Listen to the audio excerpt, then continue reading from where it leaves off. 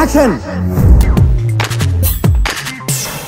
తాగుబోతు క్యారెక్టర్ చేయడమే కాకుండా ఆ ట్రెండ్ కి ఏ సినిమా రిలీజ్ అయ్యి అక్కడ ఏ ఫేమస్ సాంగ్ ఉంటే ఆ సాంగ్ ప్యారడీ చేయడము అనేది అది ఫస్ట్ ఎలా వచ్చింది ఆ థాట్ మీతో ఇలా పాడించాలి అని? నేను సెట్ లో ఉన్నప్పుడు బేసిక్ గా మామూలు సింగర్ పాడుతూ ఉంటారు.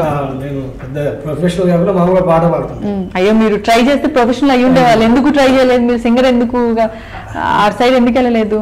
అంటే ఈ తొందరగా గుర్తింపు అనేది యాక్టర్ తెర మీద కనపడుతుంది. ఎందుకు మళ్ళీ ఈ రూట్ లో రావాలనిపించింది వచ్చాను. యాక్చువల్ ఏంటంటే మేడం, నేను ఇలా పాటలు పాడుకుంటాను. మా రైటర్ రాజ్ కుమార్ అన్న గారు ఆర్పి అంటే రాజమోహన్ ఇట్లా కొత్త ఒక ట్రాక్ వర్షన్ డిప్ అయింది అన్నట్టుగా వాళ్ళు ఫస్ట్ నాకు ఒక స్కిట్ లో పాట ఇవ్వడం జరిగింది. దానికి మంచి స్పందన వచ్చింది. అట్లా కంటిన్యూ చేసింది. దానివల్ల ప్రతి పాటకు హీరియస్గా మంచి వర్కౌట్ అవడం వల్ల నాకు ఇక ప్రతి స్కిట్ లో ఒక పాట పెట్టి నన్ను హైప్ చేయడం జరిగింది.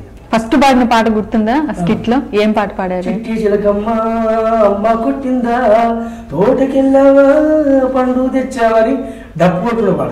అది క్యాజువల్. ఇంకో స్కిట్ లో ఆర్పి నేను కలిసి ఒక అమ్మాయిని కిడ్నాప్ చేద్దామని అంటాం.